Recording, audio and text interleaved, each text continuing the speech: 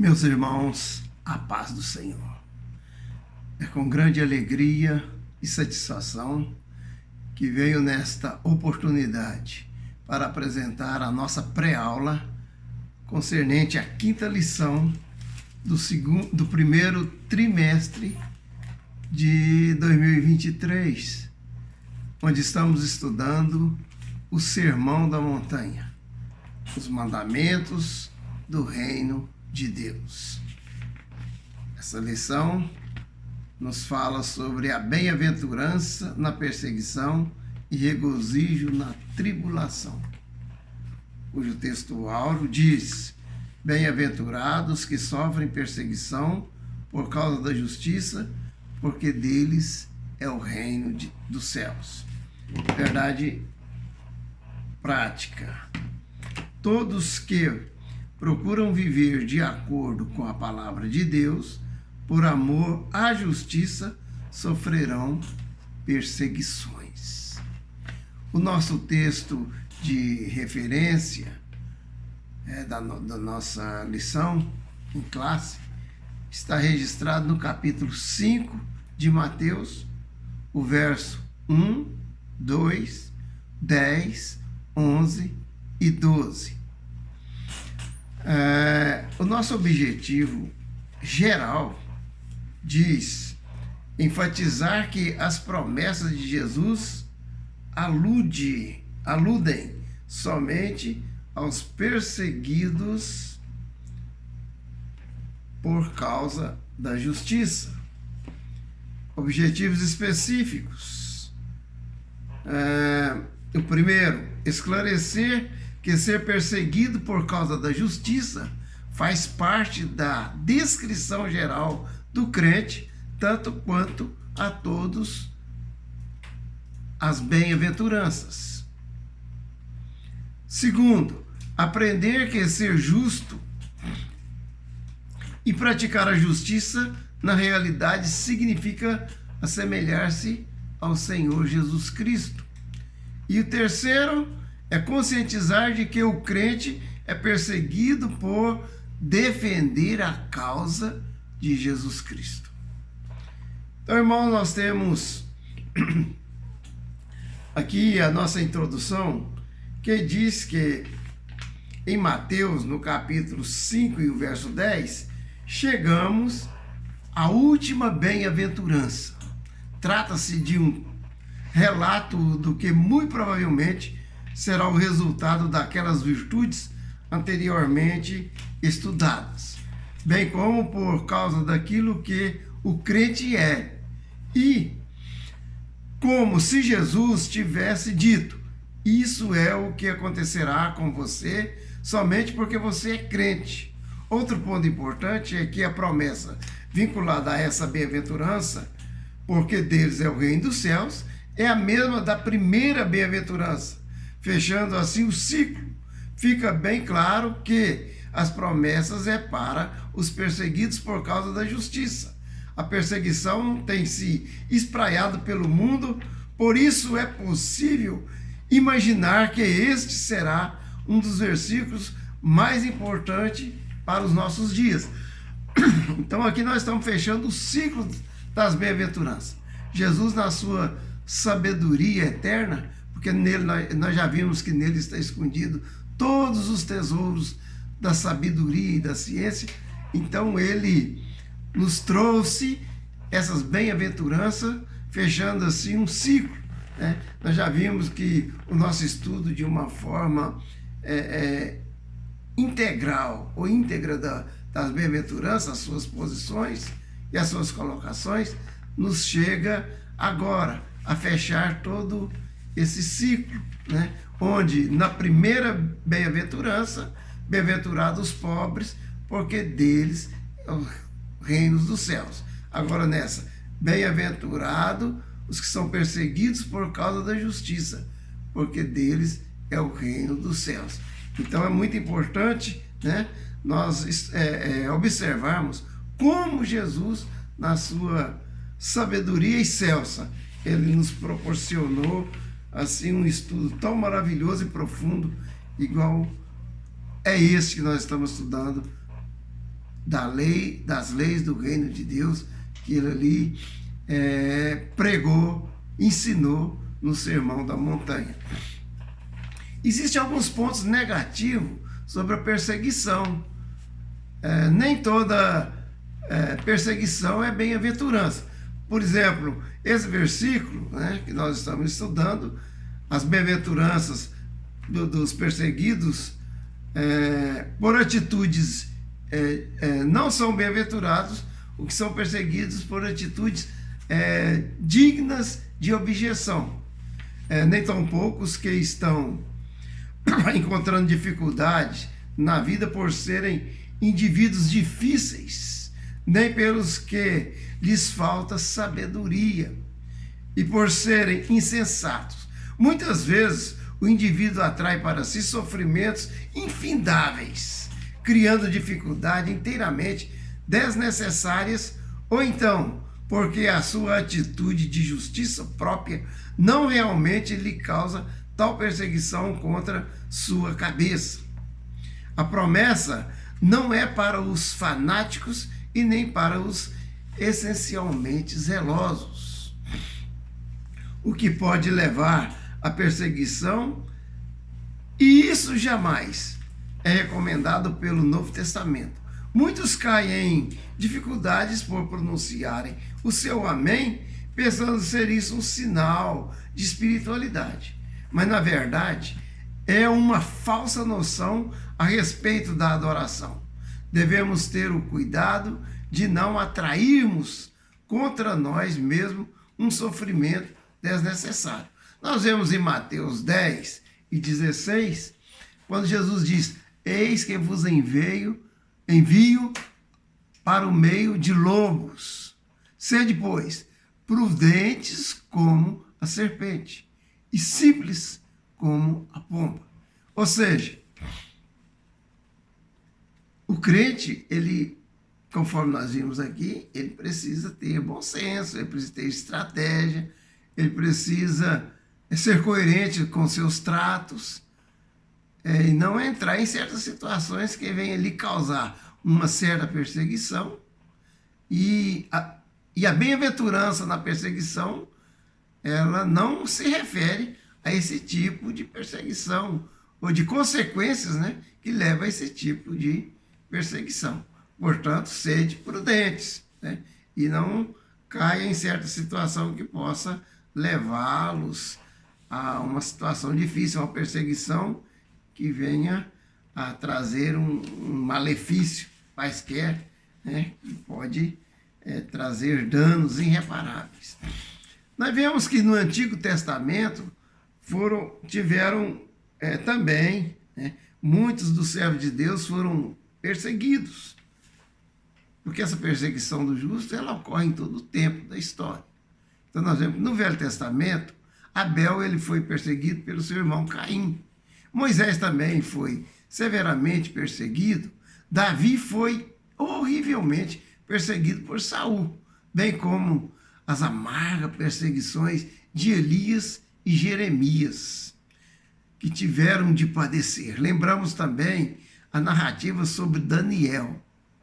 Os irmãos conhecem a história de Daniel também, onde se lê como ele foi perseguido, né? Ali quando está na Babilônia, no seu trabalho ali, né, como um dos escolhidos pelo rei, mas havia inveja dos seus concorrentes, ou daqueles outros que ali também tinham suas funções políticas, né? Então esses foram alguns dos mais notáveis homens justos do Antigo Testamento, e cada um deles experimentou a realidade desse ensino bíblico que nós aqui estamos passando para os irmãos, né, nesses comentários. Eles foram perseguidos, né, não por serem pessoas difíceis de tratar, nem por serem extremamente zelosos, mas simplesmente por serem justos.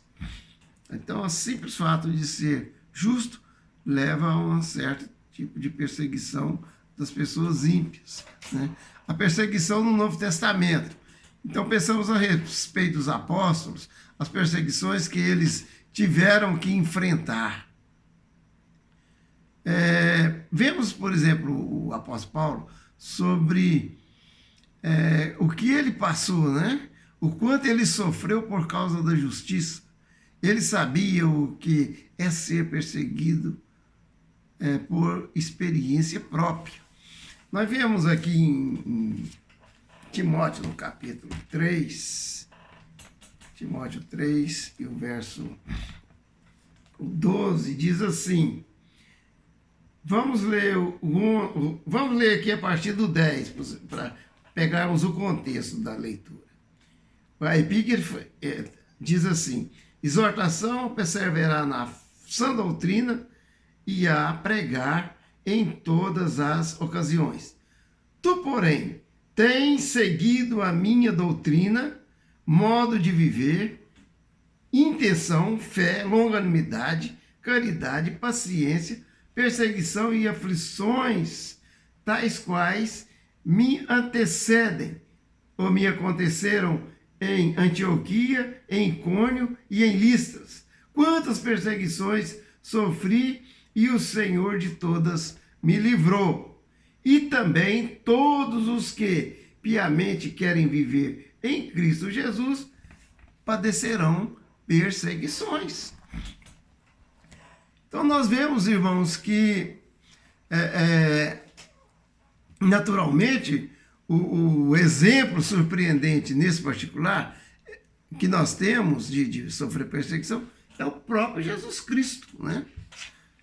No Novo Testamento, Jesus veio, né, inaugurar essa dispensação da graça e ele foi o que mais sofreu. É um exemplo, né, extraordinário, ímpar de sofrimento, de perseguição.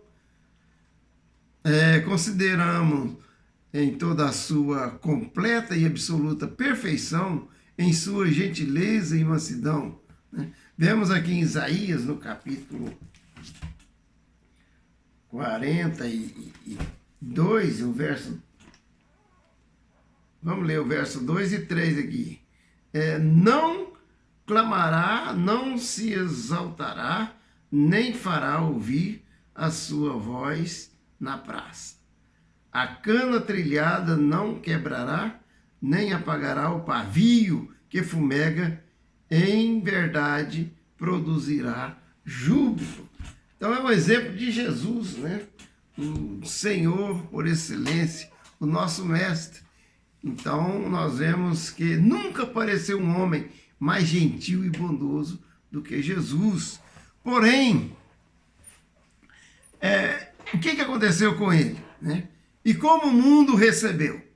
Convém ainda examinarmos, né, a vida de mártires, igual João Hus, Hudson Taylor e muitos outros heróis que foram severamente perseguidos por parte dos que se chamam cristãos, que geralmente são os piores adversários da pura fé cristã.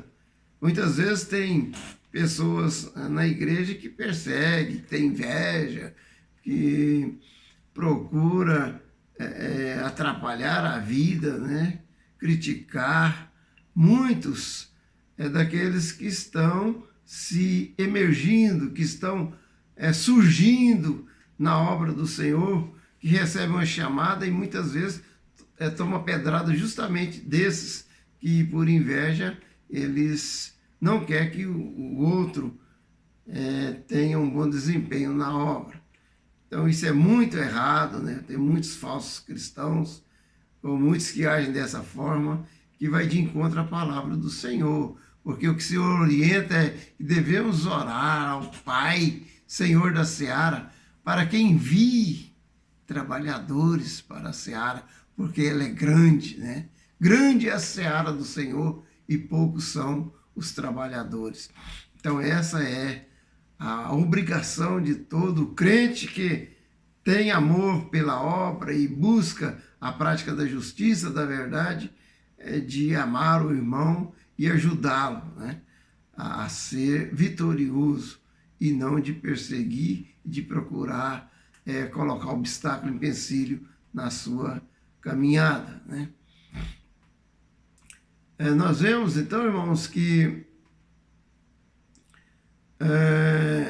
ninguém foi tão perseguido, né, como foi o próprio Filho de Deus, né, no mundo. O servo não é maior do que o seu senhor. Por isso ele experimenta a mesma sorte. Então, se quer servir a Jesus, ele, conforme diz em Romanos, no capítulo 8, né, face B do versículo 17. Se é certo que com ele padecemos, para que com ele também seremos glorificados. Então, o servo não é diferente do seu senhor, ele está sempre recebendo o mesmo tratamento que recebeu Jesus, né? O incrédulo, ele inclina por ultrajar, por perseguir e por difamar o crente com toda espécie de falsidade. Por quê? Porque o crente é fundamentalmente diferente dele. E o incrédulo reconhece essa verdade. O crente não é alguém parecido com todo mundo, mas é alguém essencialmente diferente, possui uma natureza diferente, né? Então é isso que nós vemos o fato do crente ser diferente, de andar na justiça, proclamar a verdade, né? E não compactuar de forma alguma com a injustiça. Isso aí mexe com o ímpio, né? Deixa o ímpio incomodado e chega um ponto que ele passa, de alguma forma, a perseguir o crente. Mas Jesus diz, bem-aventurados que são perseguidos por causa da justiça, né? Então, nós vemos que os crentes, eles muitas das vezes, eles são perseguidos porque eles parecem com Jesus. Então, por que o crente ele é perseguido? Qual a causa da perseguição dos crentes, né? Nós vemos que é porque o crente é diferente do ímpio e se incomoda ao ímpio, ao incrédulo. 2, porque ele parece com Jesus, então, de forma alguma, ele não deixa de incomodar também, porque se Jesus foi perseguido, o crente, né, que proclama Jesus, que anda no Espírito do Senhor, então ele também perturba esse mundo que jaz no maligno. O efeito de Jesus sobre seus contemporâneos foi tal que tentaram apedrejá-lo. Eles o odiavam e finalmente mostraram a sua preferência por um homicida em lugar de Cristo. E aí eles tiraram a vida. Veja, então eles preferiram Barrabás, né? Cristo Barrabás. Solta Barrabás, crucifica a Jesus chamado Cristo. Isso foi o brado de todos o povo judeu. Então, em João capítulo 1, verso 11, diz que Jesus veio para os que eram seus, mas os seus não o receberam, o perseguiram. E aí, sobrou para nós, graças a Deus, todos quanto receberam, deu-lhes o poder de serem chamados filhos de Deus, graças a Deus. Então vamos ser perseverantes, constantes, né, para nós alcançarmos a nossa vitória, porque nós fomos colocados igreja no lugar da nação de Israel. Então, irmão, nós vemos que um crente é uma pessoa parecida com o Senhor Jesus, né? Ele disse para determinados indivíduos: ai de vós quando todos vos louvarem, porque assim procederam seus pais com os falsos profetas. Então, o crente não tem que ser louvado, elogiado, de forma alguma, né? E quando vem alguém com hipocrisia, pode desconfiar dele. Porque o crente verdadeiro, ele não é para ser louvado e elogiado por ninguém. Porque esse mundo que já no maligno, ele incomoda o mundo. O crente que é luz, ele incomoda as trevas, né? Portanto, o verdadeiro crente é um homem que nem todos louvam, nunca louvaram o Senhor Jesus, e de modo algum louvarão a quem se assemelhasse com ele. A mentalidade do homem natural é inimizade contra Deus. Romanos 8,7, os irmãos podem conferir, né? Que a carne, ela faz inimizade contra Deus. Então nós somos, se andamos no Espírito, né? Nós então vivemos no Espírito, não recebemos mais o espírito de escravidão para andarmos em temor, mas o espírito de adoção de filho pelo qual clamamos Abba, Pai. E o mesmo Espírito testifica com o nosso espírito de que somos filhos de Deus. Então, dessa forma, nós somos filhos de Deus, irmão de Jesus, parecemos com Jesus, né? Em todos aspectos, né? No brilho espiritual, na nossa vida de justiça, de integridade, e dessa forma somos inimigos do mundo, e o mundo então também é nosso inimigo. Nós abraçamos o que o mundo rejeita e rejeitamos o que o mundo abraça, porque o mundo jaz no maligno. Nós sabemos que somos de Deus, mas o mundo jaz no maligno e não andará, e não tem comunhão as trevas com a luz. Então não vos entristeçais, né? Igual Jesus disse, portanto exultais e alegrai-vos quando vos perseguirem e dizendo todo mal contra vós, porque grande é o vosso galardão no céu. Porque nós não somos desse mundo, nós somos cidadão do céu. Estamos aqui para cumprir uma missão, e na verdade é uma missão difícil, né? A qual Jesus veio e abriu o caminho para que nele nós pudéssemos também trilhar. A porta é estreita, o caminho é apertado, mas em nome de Jesus nós venceremos, né? Então, irmão, nós vemos aqui ainda as causas da perseguição do crente. Então nós vemos nesse ponto aqui que nós também somos perseguidos por causa da justiça. Nós já estamos falando, né, que somos perseguidos por causa da justiça. Bem-aventurados sois, felizes sois, se fordes assim, se estiverdes sendo perseguido por causa de Cristo e da justiça. Tenha a prova final de que realmente sois cidadãos dos céus. Nós temos aqui, já vamos passar por o item 3, para não ficar muito extenso a nossa pré-aula. Aí os professores têm o subsídio, né? E vamos passar por item 3. O motivo do regozijo na tribulação. O crente é diferente de todos quantos não são crentes. Então nós devemos alegrar. Qual o motivo, né? Igual o texto da nossa lição aqui diz assim, ó, a bem-aventurança na perseguição e regozijo na tribulação. Então aqui nós vamos falar sobre alegria, o regozijo na tribulação. Por quê que nós alegramos na tribulação? Porque nós somos diferentes de todos quantos não são crentes. O crente é diferente, né? Existe algo no caráter do crente, pelo fato de ele ser parecido com Jesus, que inevitavelmente atrai essa perseguição contra a sua pessoa.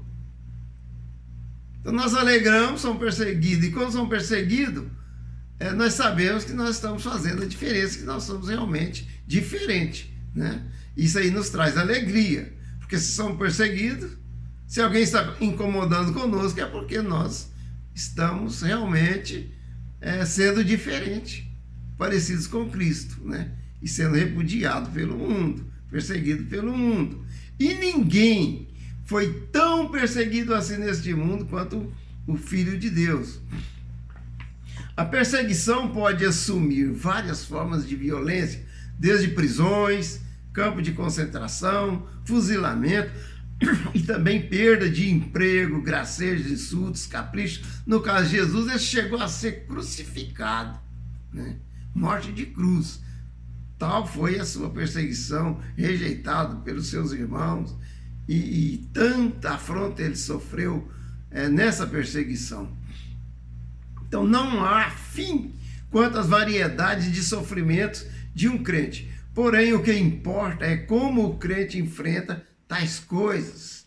Não devemos retaliar, nem ficar ressentido, pois isso desonra o Senhor. Porque o Senhor mesmo falou lá do alto da cruz: Pai, perdoa-lhes, porque não sabem o que fazem. Veja bem, Jesus demonstrando a sua misericórdia, né? Sendo perseguido, mas ele cheio de misericórdia, né?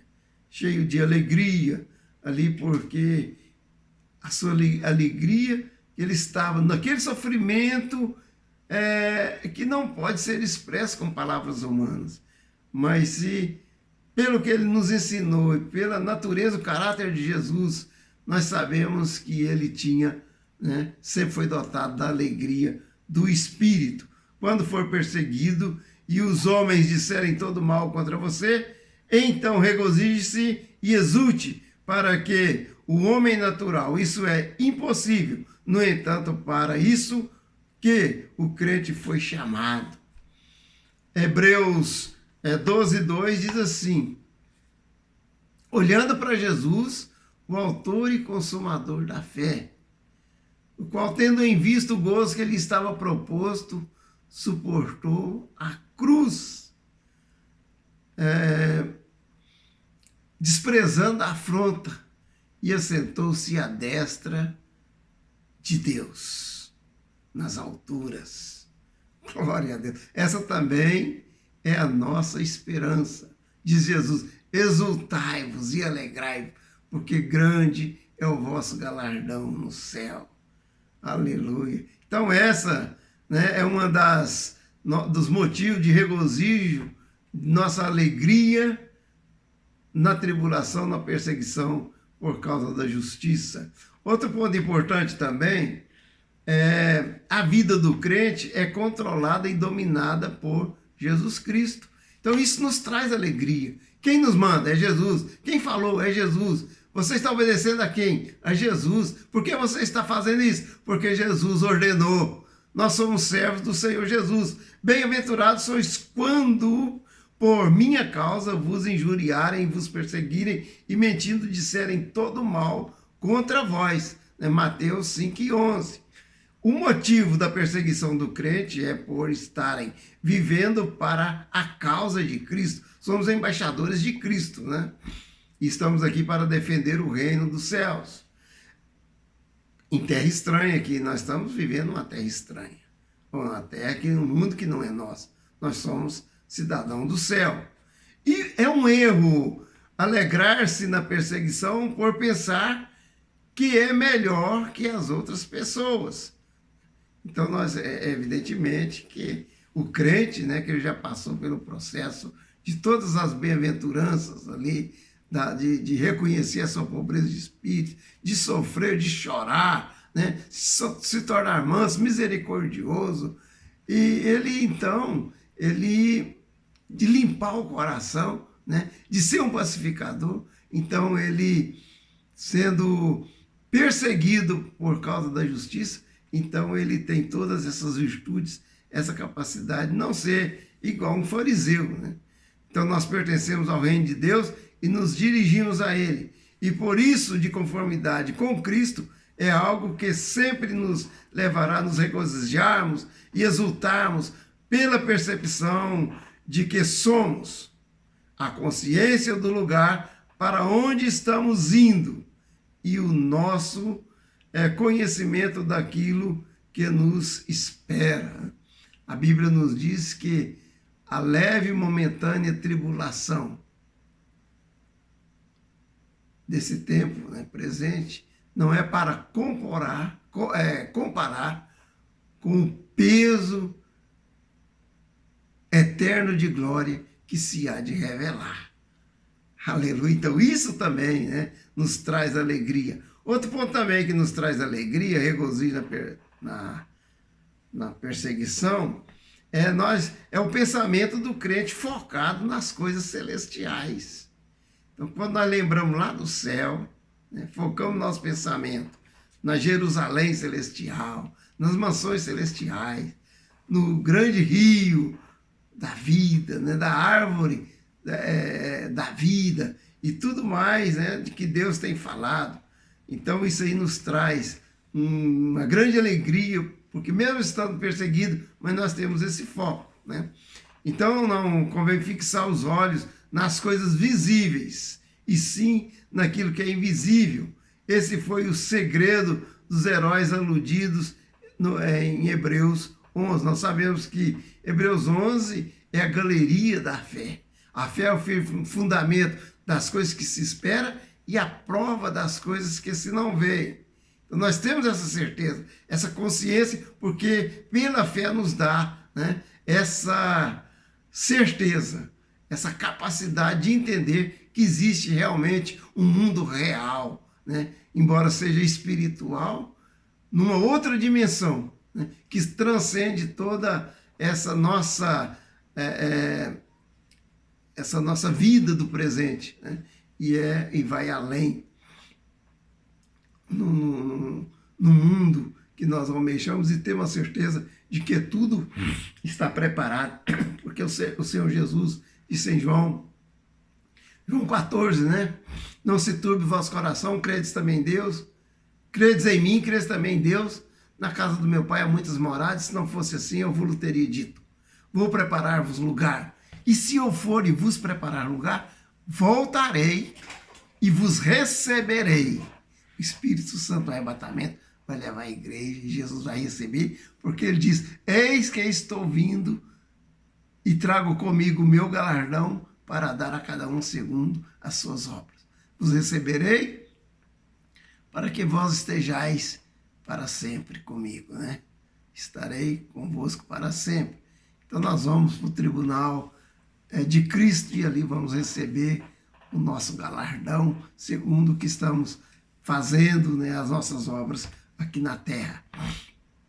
Lá nós temos as coroas, né? A coroa da vida, a coroa de glória, a coroa incorruptível, a coroa de alegria, né? E a coroa incorruptível. 5 coroas espera o crente fiel ali. Glória a Deus, né? Seremos coroados, né? Quando a pessoa é coroada é porque ele obteve êxito, é porque ele foi um vencedor. Aleluia, glória a Deus.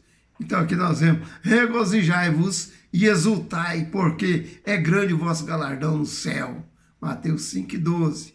O galardão é tão glorioso e admirável que a nossa linguagem humana forçosamente quase é obrigada a detratar o seu esplendor.